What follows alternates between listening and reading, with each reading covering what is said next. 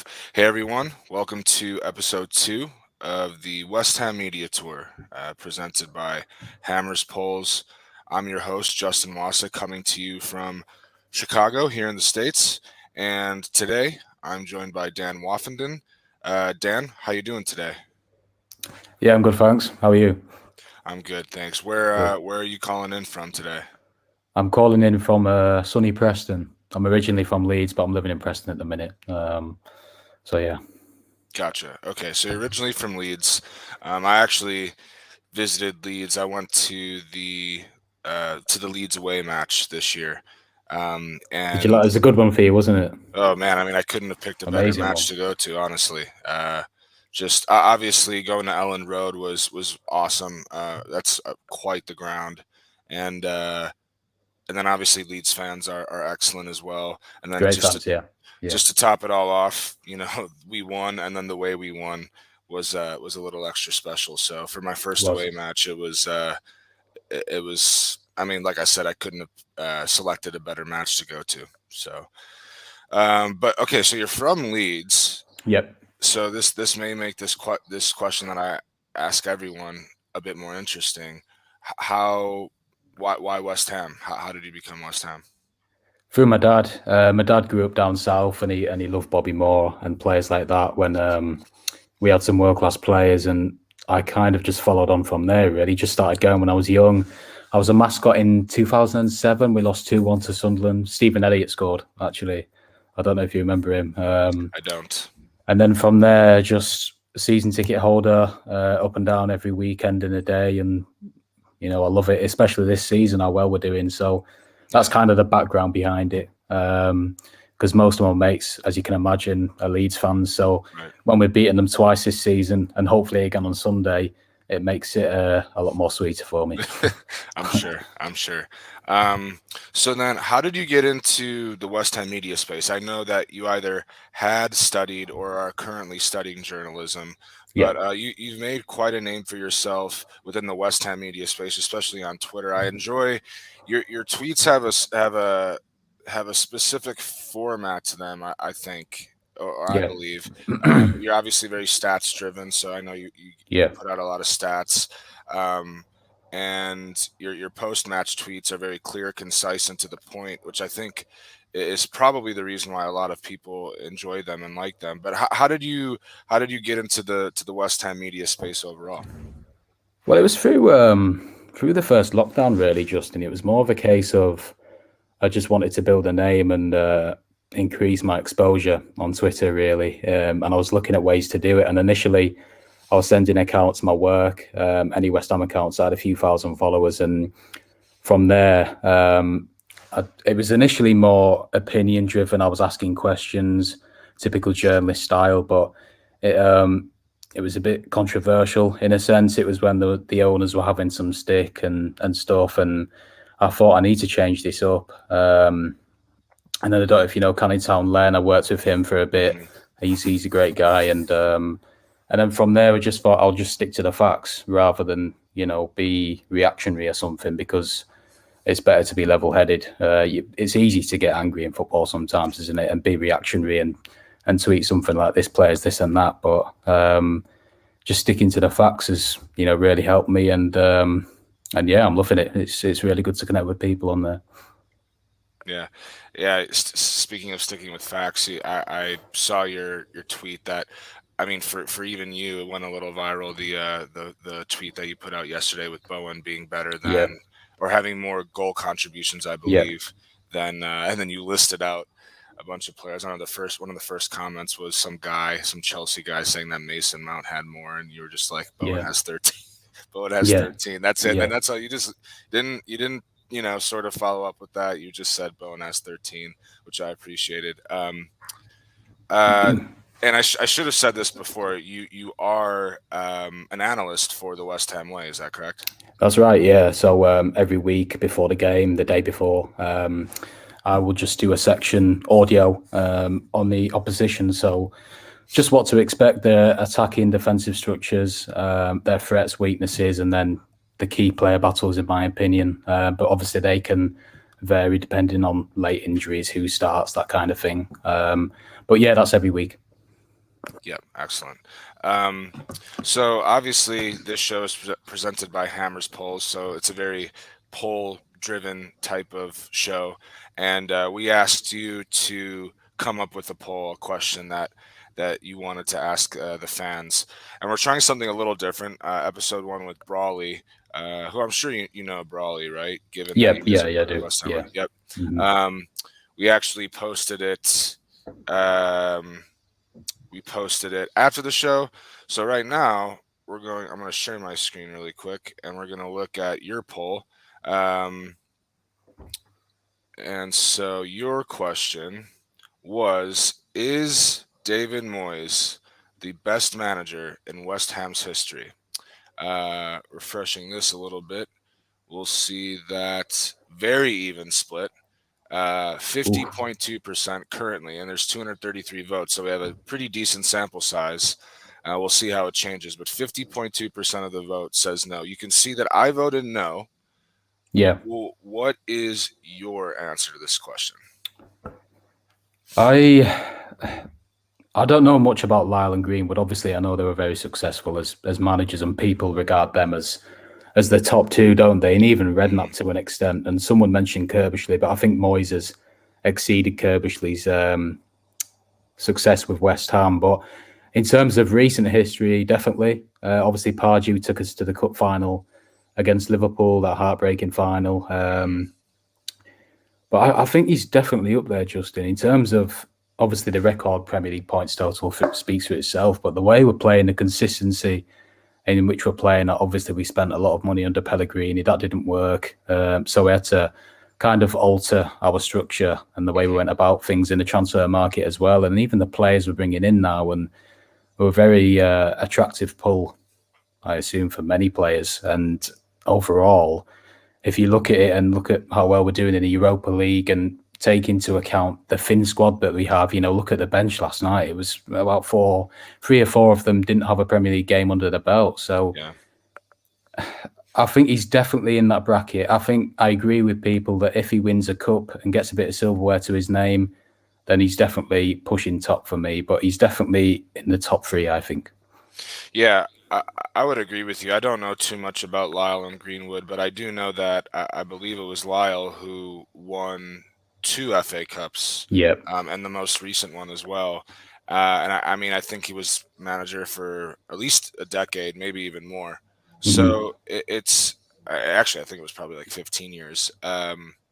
But yeah, I'm with you. I don't know too much about them, but I feel like a manager who's managed West Ham for 15 years and won two FA Cups, it's hard to beat that, especially with no silverware yet. Um, but I could see the argument that Moyes is our greatest Premier League era manager, Yeah. um, Yeah. even more than Redknapp.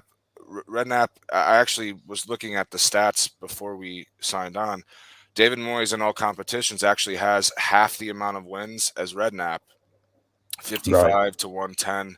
Mm. But Moyes has managed, I think, 125 games, something like that, and Redknapp managed close to 300. So, I mean, Moyes is certainly on pace to wipe Redknapp's win total.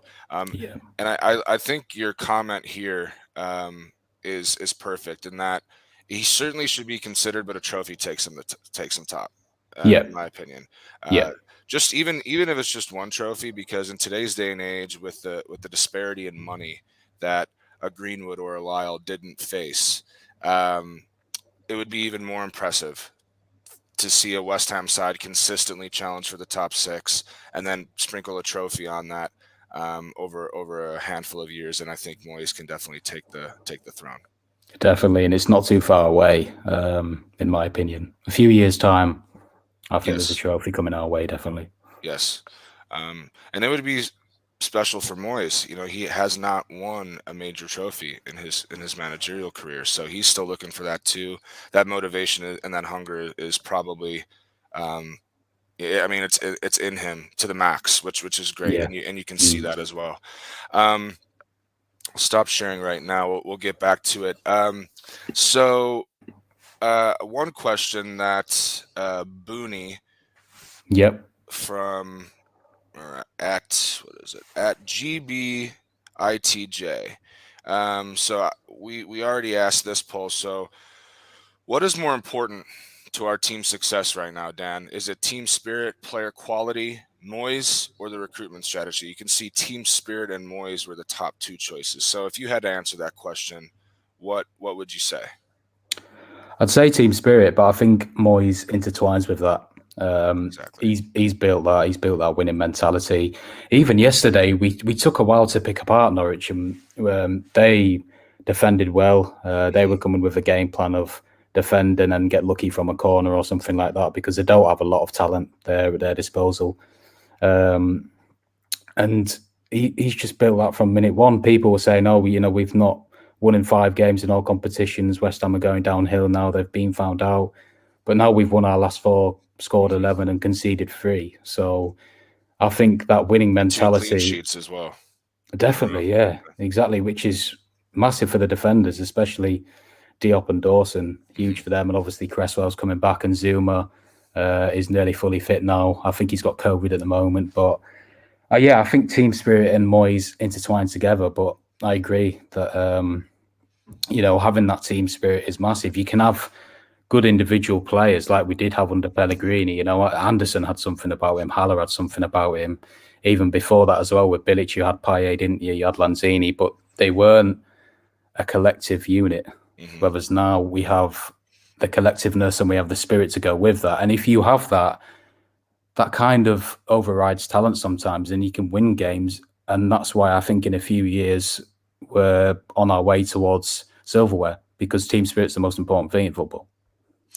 Yeah, I think you hit the nail on the head. I would have selected Moyes, but just because of the reason you said, I think Moyes is at least partially responsible for that team spirit. He's the one that's brought these certain players in. Obviously, winning helps team spirit, as always, right? Everything, all is good when you win.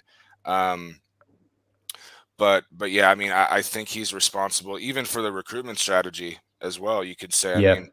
mean, since he's come in, since Moyes has come in, I don't think you can point to a signing truly and say that was an awful bad signing. I know No. Crawl hasn't really panned out yet, although I think that's a combination of COVID and just being a bit lower. Adapting, yeah. Yeah, Yeah. but I don't think you can point to one signing and say that was an No. awful signing. And you spoke about these big money signings that we had under Pellegrini, Yeah. and it wasn't a collective unit. Mm. I have my theory on why it didn't work out with Pellegrini, but one thing I will say is I actually think that out of Moyes' the two teams that he inherited, Yeah. the Bilic team and the Pellegrini team, Mm. I would actually say that while the Pellegrini team was overall more talented on paper than that Bilic team, I think that was a more difficult job to keep us up with the Pellegrini team, just Yeah. Agree. because I think we were so individual. I Yeah. also think more so than even with the Bilic team, our mentality and our confidence was at an all-time low, just an Was. all-time low. Mm-hmm.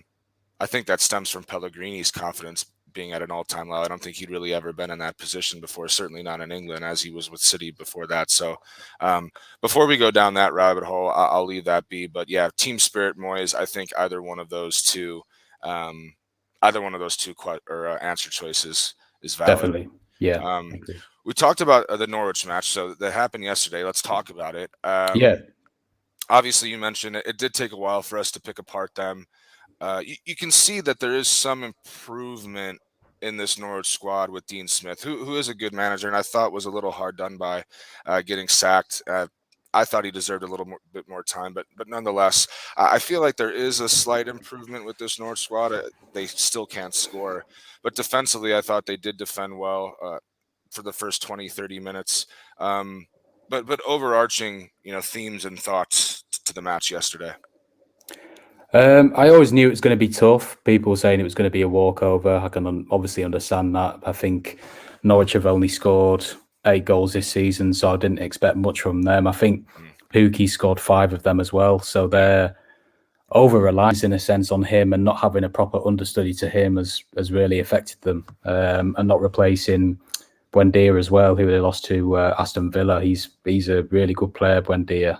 Reminds me of Lanzini a bit, and it's just their whole recruitment strategy, Justin. It's not fitted for the Premier League. They've got Jolish, who came on yesterday, but he's more of a prospect. Giannoulis, Brandon Williams, Gilmore. They've not got that experience to get the team out of a dogfight, which is what Norwich need at the moment. And Dean Smith is a good manager. I agree with you that the fact that he was sacked prematurely at Aston Villa, for me, was not given the time, especially considering where he took them in that time that he was there. But Gerrard's doing well now. But I don't think there's enough talent in that squad for him to get them out of the position they're in, the predicament they're in at the moment. There's not enough goals. But on the game, we did well. I know Bowen had the chance early on, didn't he, in the first minute that he should have scored. Great ball from Lanzini. But I think initially people were surprised that Krul didn't play, obviously, and that Lanzini sat deeper next to Rice. But that allowed us to gain more possession of the ball, and we could pick it off nicely. And I think it was the right decision not playing Krul, even though he looked good against Man United in the Cup. I thought I was impressed with him. He's obviously still young. He's had COVID and needs to adapt still. And the creativity we had in Fornals as well, who played very well, we were able to break that defensive structure a bit more rather than go conservative with Krul playing next to Rice. So it worked well, and obviously we got our goals. Bowen could have had a few more on another day, but it was always a case of being patient in these kind of games, and the fact that we were able to not really get our first gear as well and still win comfortably and probably by a few more is a testament to where this team's come. That foul on Vlasic by Krul. What are your thoughts? Anywhere else on the pitch and it's a foul. Yeah, but I would say, I mean, I agree. I guess my only, and I think it was a penalty. Just want to put that out there. Yeah. That argument of anywhere else on the field it's a foul. I mean, I feel like you can say that about a lot of fouls in the box, you know? You can, yeah. I don't know what it is. I don't know whether their approach or whatever changes when they see a foul. But Krul was literally, I didn't see it because I was watching it on the stream and I didn't admittedly see it. But then they showed the replay, and Krul has his arms all over Vlasic and then brings him down. And some fouls in a penalty area can be soft. There can be like a pull or something, or innocuous clash that probably wouldn't be a foul on other parts of the pitch. But he has literally wrestled him to the ground. Vlasic really isn't doing anything. His arms are up like this. Exactly. He's not. Yeah. I mean, it'd be one thing if he was leaning into him or pulling Krul himself, but standing his ground, isn't he? Yeah. Yeah, he's just standing there, and he has every right to. And you know, your argument about anywhere else that happens on the pitch, it's a foul. I would even go one step further. I would say if that is a defender doing that to an attacker in the box, that's a foul. Yeah, like I agree. that would be more. So I mean, that shouldn't be the case though. The goalkeeper, you know, is technically, you know, a defender of a kind. Yeah. I don't even understand how the VAR doesn't even take a second look at it, just to say, hold on, wait 1 second. That's it. Vlasic's face is being, you know, his head is being turned. I don't understand it, but you know, to be honest, I'm sort of getting to the end of my rope trying to understand VAR at this point. I think that wasn't given because goalkeepers are given special treatment, and they're given too much special treatment now. Too much, yeah. I've seen goals in other leagues, in other games this season, where you know where you head the ball and then the goalkeeper has a hand on it, and you judge that the player has obviously knocked it out of his hands, and they've been let off with that and stuff for poor goalkeeping. It's not the player's fault, so they're given too much special treatment. And you, like you, I don't understand why VAR didn't even look at it, because it's clear as a day, and it's obvious. Yeah. So you mentioned Bowen though. An excellent match yesterday. Man of the match performance. Could have had, you know, 5 goals really. Had the brace instead. I mean, he's on fire. He's on fire right now. He is. What what do you make of what do you make of the reasons behind his? I mean, not saying he's always been good for us, but now he's going from good to great. I think, excuse me, the halo's just shining. It's the Yeah, sun. no It's worries. horrible. I think the main thing with Jared is his finishing for me has improved a lot. Obviously, last season we saw what he had. We saw his quality. We saw that he could carry the ball and his movement was very good. He had good game intelligence as well. But last season, I think like Timo Werner, I think he snapped at shots too much rather than just compose himself. He was looking for that goal. He wanted to score too much, in truth, and that almost gets in a player's head, and that it impacts their end product. And now he's just more composed. He's taking his time, and I think a lot of that is down to Kevin Nolan and the influence he has on the training ground. Obviously, we don't see it in person, but I can imagine that. Obviously, he was a good player for West Ham. He was a goal scorer. He was in the right position at the right time, and I think he's had a impact on the likes of Antonio, Bowen, Vlasic, who may come into play later on with more goals, Fornals, all these attackers. He's helped them work on their finishing, and it's a lot down to that. I also think fitness levels. Obviously, the goal against Leeds when he was sprinting the length of the pitch to support Antonio. I've heard someone say he works on a farm in the summer to keep up his fitness levels, so that'll help. Yeah.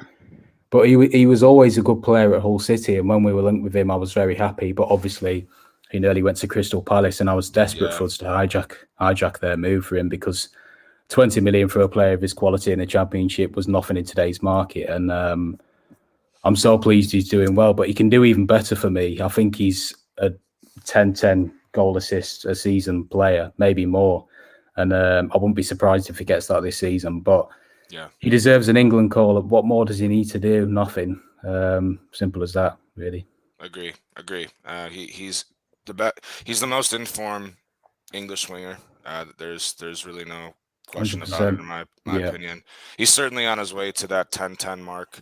But yeah, I watched him in his Hull days as well. I have a really good friend here that is a Hull fan. I mean, don't ask why I have a friend in Chicago who's a Hull City fan, but I do. And we still text about Bowen. He says he misses him all the time. And he said, you guys got to sign this guy. You got to sign this guy. He would be perfect for West Ham. He'd be perfect for West Ham. And I remember Palace was there. Palace was right there, ready to sign him. And I'm really glad we hijacked the deal because it's really worked out. But yeah, definitely an England call-up. I think there are 2 goals for me this season, or actually I should say 1 goal and one other thing Bowen did that really summarized up what you said very well. So his fitness levels, maybe this is less fitness, but more so just his constant desire and ability to press. That Watford penalty kick that he drew. When he sort of just came in, he anticipated the defender chesting it down to the keeper. He came in, got in between them.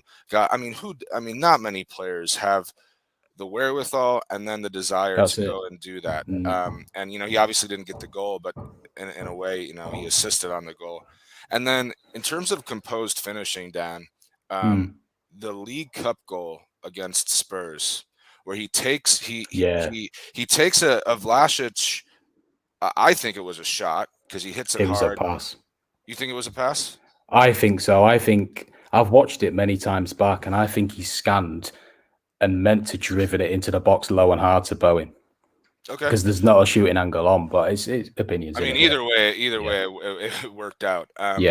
Falls to it was low and hard. It was a difficult pass to handle. Yeah. Keeps it, and not only he has the composure to not only keep it, have a good touch, but then get it on his weaker foot. And then he finishes well with his weaker foot as well. I feel like last season he either doesn't get the shot off at all, or he, maybe scuffs it and it rolls to the keeper. So I think that was a perfect example of his improved composure in front of goal. But yeah, nonetheless, deserves an England call-up without a doubt. Yeah, definitely, because if you look at the likes of Rashford, he's declining, Marcus Rashford. He's on a Dele Alli decline, and I don't know what it is with him. Because obviously, I think it looks mental. It looks mental, man. It just looks all right here. It is because he was playing in pain. He missed the Euros. He hasn't. Obviously, Man United are a mess at the moment, and then you got Jadon Sancho, who's something's up with him. I'm not sure what's up with him. I don't think he suits Man United's style of play at the moment, and I don't think they've found the best match for him either. Mason Mount's a very good player. Obviously, 12 goal contributions this season. He's underrated in my opinion. Grealish hasn't been on form for City that much. 100 million price tag's a lot to live up to, so there's a lot of pressure on his shoulders, and there's a lot of good players at City, so he'll find it hard with the competition there. So if you look at obviously Saka's having a good season, Smith Rowe's having a good season as well, and Arsenal have turned a bit of a corner. So, but if you look at it, I think he's got most goal contributions in all competitions this season out of all of them together. I seen a stat yesterday, and there's everything to his game, and I think it's a bold remark, but I think his game intelligence world class.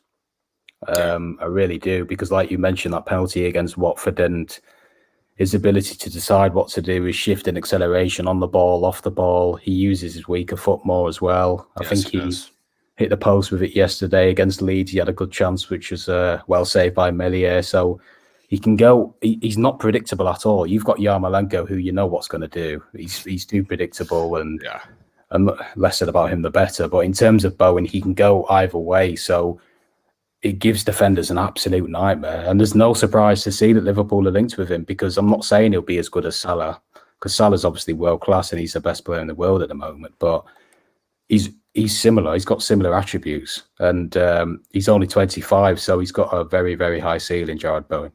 Absolutely, without a doubt. Let's go back to your poll and see how that's doing here. Yeah. Looks pretty even still, mate. Yeah, 50.5% now say no. I mean, again, pretty much right there. Yeah. 313 votes as well. Yeah, we'll see how that goes. We'll check in once more before we sign off. But let's just do a little rapid fire now. Trying to do some rapid fire polls. The topic is transfer related. Obviously, being in the January window, we want to talk a little bit about transfers. So the first question, or that's actually your viral tweet. All right. So now the first question is from the Anvil, from the Anvil. Yeah. WHU. Is the constant pursuing of Jesse Lingard to rejoin us holding us back in the transfer window? What do you say to that, Dan? Yes, yeah, it is. I agree. I don't really understand it with Lingard's mentality, because obviously when he came, people questioned it, didn't they? And I was a bit skeptical myself, but he is a very good player, and he showed that at the time, and he gave us something different. Obviously with Benrahma not hitting form, but it is because he doesn't want to come. He wants to see out his contract and then get a big signing on fee elsewhere in the summer. I know Spurs have been linked to this week with him and other clubs in the past too. And ex-employee keeps saying that he's Moyes' top target, but how long are you going to persist with a player and he's not going to join? And for me, that's not the right. Obviously, he has got a good mentality. He showed that, but you want players who want to join West Ham, and Jesse's head's not in it for whatever reason, even though he's playing like 5 minutes every fortnight for Man United. I don't understand it, but that's what he wants to do. So we need to move on from that and focus on striker targets and other players who can come in and have a similar impact to the previous signings that Moyes has made. I'm gonna say no here, only because I don't disagree with anything you said, but if there was a not sure button, I would put that, just because I don't feel like David Moyes is going to allow one player to ruin his whole transfer strategy. I understand that maybe he's going to delay. He may delay by a week or so getting another attacking player, but I think David Moyes has a plan. He has shown that his plan is successful. Again, we spoke about none of his signings being a bust or very poor. Yeah. So I am going to say no. I see why you're saying yes, and the majority of people agree with you. Yeah, it is a bit frustrating, though, isn't it? Because he obviously does not want to come.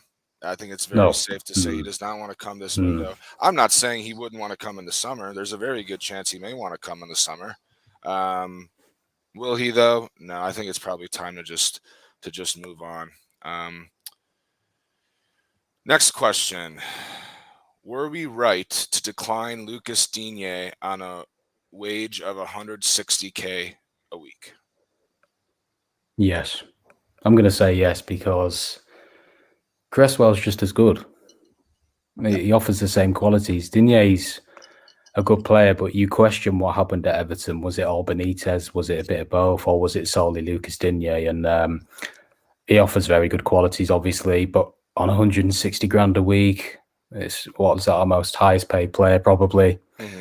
I'm not sure. And 25 million, where he's a player that's nearing 30 as well. I think he's 28, 29, on the cusp anyway. There's a lot more exciting left backs, and we're linked with Josh Doig and Lee Buchanan from Derby, and Aaron Hickey from Bologna in Italy. And if we can get one of them in and develop them over time and shift on the likes of Masuaku and Fredericks in the summer, then that's a lot more beneficial in the long run for me, rather than overpaying for the fee and wages for a player that has had a big problem at his previous club that we don't know what's happened with. Right. Yeah, I never thought that we were truly in for him. I'm sure we No, maybe made some inquiries, but Moyes is not going to bring someone who he's certainly not going to overpay for someone. He's not going to bring in someone. More importantly, he's not going to bring in someone that may disrupt that team no, spirit that we spoke about exactly. earlier. Yeah, I agree with you 100%. I think it's a yes for me, and the majority of people do as well. Next one from Tony Pearson. Thanks again, Tony. So a few boys were recalled back to the club, yeah. particularly Connor Coventry. He's now 23, or his day's done with us. So basically, I think Tony's asking, is he worth keeping? Do we put him back out on loan this month, or do we say our goodbyes and release him? Some people won't like this, and I was very happy with how he did in pre-season. I thought he's got a part to play this summer, but when Krell came in, I thought maybe he'll go on loan and benefit from that. And I think Peterborough was a good fit initially, but he's barely played for them, and they're struggling in the relegation zone in the Championship. They're having a tough season as anticipated, really. And he was pulled off sometimes when he was playing, and he's sometimes made some cameos, and then he wasn't involved at all towards the latter end of his loan spell. And if he was going to be a top player, or what we thought he was going to be, he would have made an impression and been one of their best players. I know it's difficult to get into a team that's struggling in a dogfight because no player really looks good, do they? I know they've got Siriki Dembele and Clark Harris gets a few goals, so they have got some talent in that squad, but I think I'm tied between back out on loan and release him, and get a fee in for him. I think I'm more leaning towards back out on loan because I think he needs a spell in League One where he's playing regularly, or League One or Two, and we can see what he can do from there. But I am disappointed, and I can't see him making it at West Ham because of that loan spell, to be honest with you. Yeah, you question why he didn't get in that team. I mean, chances are it's just he didn't make an impression on the manager, whether that was in training or in matches or both. I agree. I don't think there's any reason to release him now. I think might as well just put him back on loan at this point. I think he is going to go somewhere in League One, if I was reading correctly. MK Dons were linked, weren't they? And that's MK Dons, that's what it was. Yeah. I agree. Oh wow. So we have nearly half. I mean, 95 votes, still a pretty good sample size. I understand the concept that people want homegrown players like Declan Rice, obviously bringing in, and there's no better feeling when an academy player comes in, like we saw in the Europa League, and plays well and makes an impression. But at 23, Declan Rice is the same age, made over 100 Premier League appearances, 20 odd caps for England, and he's in the world-class bracket. If Coventry was going to be a good Premier League player, he would have made it way before, in my opinion. So I don't think he's worth keeping, even though I understand the concept of he's a West Ham boy, keep him, give it a chance. He's not good enough, is he? Yeah, I mean, at 23, you got it right. I mean, if he was 19, maybe there's some different. Yeah, there's a bit of leeway, but yeah. It's sort of like Nathan Holland, isn't it? Right? He's like 23, 24 at this point, and he just has yet to. He's still sort of. I think he's with Oxford again. Yeah, he's been blighted with hamstring injuries, hasn't he? I think that's not really helped him, but he was a talent. He obviously featured a few times, like Coventry in the first team, but I didn't really see much from him either. So I'd move them both on, to be honest. Yeah, same. Agree. Moving on. Okay, so again from Tony, Moyes does only one bit of business in January. What would you want? Signing Lingard, a quality left back, a quality center back, a quality striker. I like the fact that Moyes doesn't rush with his signings. He's not a scattergun approach, is it? Like we had with Allardyce in a sense, and Pellegrini and Bilic. It's more, I'll take my time. I'll loan a player if I need to. But I know we've been linked with Mohamed Bayo and who's the other striker? Is it the Brazilian one? Gabigol. Him as well, and someone else recently. It'll come back to me, but these clubs aren't going to loan the best players and the top goal scorers. So I understand the approach, but sometimes when you're looking to buy a player and you're trying to get the best player on loan, it's not going to work. It's going to frustrate clubs. But I like his approach in general, is what I'm trying to say. Out of them, I would sign a striker. It's difficult because Antonio's injury record recently has been good. I know he pulled up against Leeds and I was concerned and I thought, here we go again. You know, it's come back to bite us. We've not signed a striker. But if you go off the fact that his injury record recently has been okay, we manage him better. You can tell on the field as well, he doesn't sprint as much.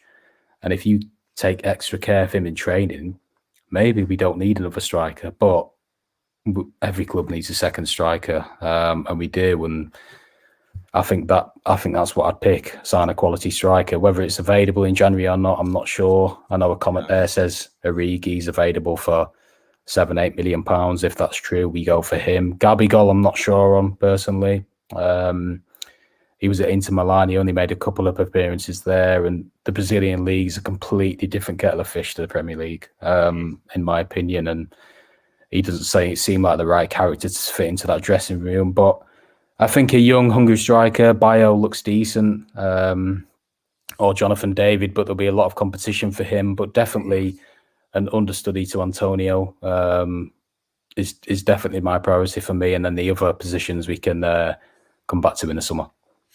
Yeah, the striker position is an interesting one. I know we've been clamoring for one for over a year since Haller was sold. But it's a funny one, right? Because a couple of things. One, we've scored the fourth most goals in the league. That's it. Exactly. So, you know, it's not like we're desperate for goals. And Bowen can play there as well. Bowen's happy to play there. He can play there. You're right. I guess I would just say to that, like, if Bowen plays there here and there, I'm fine with that. But, you know, if we had to move him there because of an Antonio injury, let's say, I feel like we're sort of down two positions because, one, Bowen's not, you know, a true number 9. I guess Antonio's not either, but Antonio's more of a number 9 than Bowen is. And then on top of that, we're losing Bowen on the wing too. It would suck to have to move Bowen there permanently or, you know, for the rest of the season. But I also don't think you're going to find, like you said, I don't think you're going to find that, you know, 25, 30, 35 million pound striker in the winter in January. You're just not going to do it. I'd pick sign Lingard. I know we spoke about him, and it seems like he doesn't want to come here. Obviously, I wouldn't want to sign Lingard if he didn't want to come. But assuming that if we signed him, that means that he would want to be here. I think, you know, obviously he would fit right in with that dressing room since he already knows those guys. We know what we'll get from him. So I'm going to pick sign Lingard, and striker. This doesn't surprise me really. I think as well, sorry to interrupt, if we get far in the Europa League, say the quarterfinal, semi-final here and there, and we're playing the likes of Borussia Dortmund, who have quality on the bench as well and a bigger squad than West Ham, and we don't sign that extra striker who may be the difference on a day, you never know. he might score a goal and come on for Antonio or play up top with him and assist Antonio, then it might come back to bite us. And we might think if only we signed that striker, if he was available, like an Origi, who's proven to get goals off the bench for Liverpool, then I don't know, we might regret it. But like you said, 4th top scorers last year, scored a lot of goals so far this season. I think we're in the top 3 or 4 for that as well. So if we continue this trend, why not? But there's always that risk of Antonio pulling up again. And that's always in the back of my mind, that if we don't sign a striker, could it affect Bowen moving in more centrally? I know Yarmolenko can play there, but you don't get the same sort of effect that Antonio brings. So it's a difficult one, to be honest. Yeah, it is. Last transfer related one. Would you sacrifice a top 10 finish this season if it meant a really, really big investment, 100 million plus net spend in the summer? Yes, no, yes, but with no European football, I'd be worried about the players we could attract. Number 3, yeah. Number 3. Because it's proven. I know we've got Rob Newman now and a very good scouting department, and Moyes is, looked to improve that and really focused on it as well. And full credit to him. We'll attract more better players now. We're a pull as we are with London, and then you've got top 4. You've got the players like Declan Rice in there, Kurt Zouma obviously coming into the side as well. So we're constantly developing, and you need to finish there or thereabouts in the Europa League in order to attract these players as well. And I wouldn't really sacrifice it, no, because under Pellegrini, I know the scouting department wasn't as good, but sometimes you can get players that just don't work and don't acclimatise to a different league. And I'd rather keep how we are now, obviously flying in the league and the Europa League, but spend wisely, take our time on it, properly scout these players and bring them in. So, number 3 for that one. So you're saying yes, you would sacrifice it, but no, I wouldn't. Sorry, number 2. Yeah, number 2. Okay. Yeah, number 2. That's sorry. What I thought. Yeah. I completely agree with you, and majority of people do. We talked about it, right? We've already tried the throwing the money at it thing. That's it. Yeah. And it didn't work. It failed. We're building something here, and it's not an overnight success. And I understand why West Ham fans want it. They want it now, but we're in the middle of it. We're on the journey, and I think we just need to enjoy it. I mean, we finished 6th. We're in the top 4. There is no way in hell I would sacrifice a top 10 finish right now. We're 4th place. Thanks for the question, Mr. MML1. Matthew Lynch, appreciate it. The answer is no. Because finishing top, first of all, we don't get top 10. We're probably losing Declan Rice. That's one. Exactly. 2, yeah. If we get Owen as well. Yeah. If we need to get top 7, at least we need some European football, probably at least top 6 to keep Rice, Bowen, and the like. No, for me, that's a no. Okay, we'll start winding down here a little bit. A couple other questions that I wanted to talk to you about. More so, less about transfers and more so just about expectations for this season or predictions, I guess. Green Street Hammers. If we dare to dream big, what is most likely? Top 4, winning the Europa League, or winning the FA Cup? Those are the percentages. Europa League is deemed the most likely. I selected FA Cup. I know it's a tough competition to win. Don't get me wrong, but they all are. I just feel like the draw could go your way in the FA Cup. So far, so good for us, right? I mean, knock on wood, I'm not taking anything for granted as a West Ham fan, but non-league Kidderminster at probably the. That's it. Yeah. So I picked FA Cup, but what are your thoughts? It's a really good question, isn't it? Europa League. If we got the likes of Barcelona, I'm confident we could beat them. I agree. And we could give a lot of teams problem. We could give Dortmund a problem because they're not on good form at the moment. I'd say, I really don't know. I'd say win FA Cup. I think I'd go same as you. Obviously, like you said, we got Kidderminster next round. That's a potential banana skin, but one we should win comfortably. And Moyes obviously takes these competitions seriously. Yeah. And then we've beaten Chelsea this season. need to hope that I guess the likes of Liverpool or maybe Man City kind of play each other and one of them gets knocked out, or both of them ideally. But on our day, we can beat anybody in Yeah. English football, even Europe as well. So there's no reason why not. And obviously, it's a prestigious trophy, isn't it? It's a great one to win, and I would love to see West Ham win it in my lifetime. So I think FA Cup, yeah. But it's a good question. Yeah. And then another question. This is very similar from West Ham Geezer. If Yeah, you had to pick one to win, Europa League or FA Cup, what would it be? that's a good question as well. It's tough. It's tough Really tough. because you have the tradition, the prestige of the FA Cup. Yeah, But then, if you win Europa League, you're in Champions League next year, no matter what. So that's it. it's a tough one. I'm edging towards Europa League just this season because if we were to do it this season, it's our first season in there. Obviously, we didn't really have a lot of expectations. We got lucky with our group because there wasn't many good teams in there. I think we struck lucky with that one. But if we won that and we beat the likes of, say, for example, Barcelona, Marseille, and Dortmund to win it, it'd be incredible.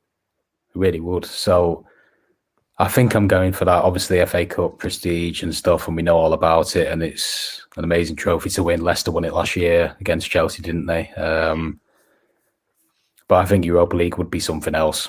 It'd really be a statement of intent. So I'm going for that. Yeah, I think it would be more difficult.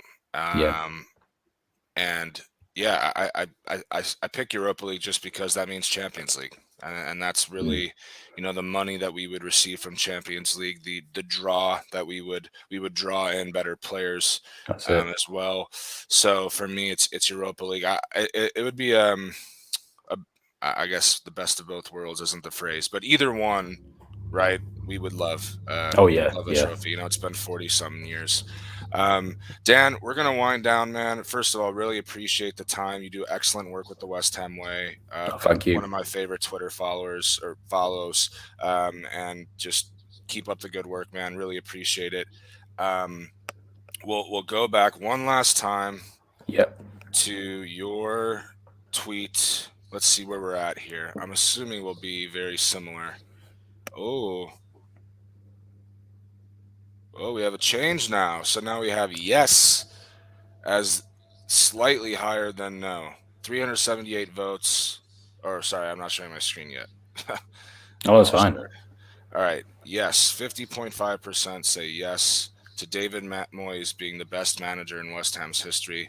It was at yes. It was at no for a while. Now it's at yes. Are you surprised by this split? No, Yeah. no. I thought it'd be very close. And yeah, if you look how well we're doing this season, there's an argument for it, definitely. But yeah, I still think he's behind Greenwood and Lyle just. But if he wins a trophy, he's top. I agree. Yeah. I agree. Absolutely. Dan, pleasure is all mine, man. Again, thanks so much for your time. I No, thanks for having me appreciate it. on. I know you're a busy guy. Stay with us. I'm gonna end the broadcast. We'll chat a little bit, but really appreciate it. Thanks, man. No, thanks, Justin.